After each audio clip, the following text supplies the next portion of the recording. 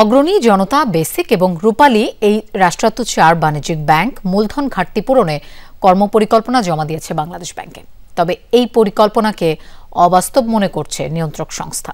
বলছে, বিশাল মূলধন ঘাটতি মোকাবেলায় এসব ব্যাংকের প্রস্তাব বাস্তবতার সঙ্গে সঙ্গতিপূর্ণ নয়। 2024 সালের ডিসেম্বর শেষে এসব ব্যাংকের সম্মিলিত মূলধন ঘাটতি দাঁড়িয়েছে 31,000 কোটি টাকা।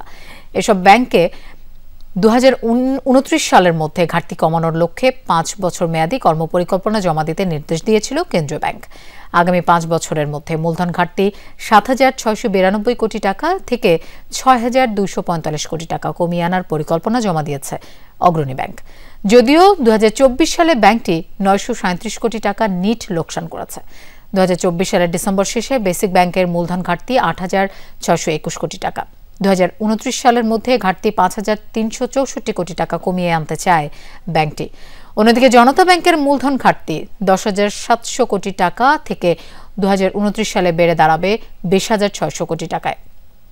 2029 সালের মধ্যে ঘাটতি 3,970 কোটি টাকা থেকে 979 কোটিতে নামিয়ে আনার লক্ষ্যমাত্রা নির্ধারণ করেছে রূপালী ব্যাংক।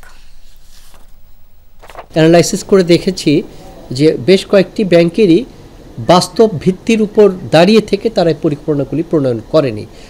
তারা যেগুলো আশাবাদ ব্যক্ত করেছে, যেসব টার্গেট তারা এত তারিখের মধ্যে বা এত সময়ের মধ্যে এই পরিমাণ টার্গেট অ্যাচিভ করব, আমরা যে কথাগুলো বলেছে তা বাস্তবতা বিবর্জিত বলে আমাদের কাছে মনে হয়েছে। যে এই কারণে আমরা বলেছি যে না, তোমরা আরেকটু রিভিউ করে আরও বেশি রিয়েলিস্টিক অ্যাপ্রোচ আমাদের কাছে করো।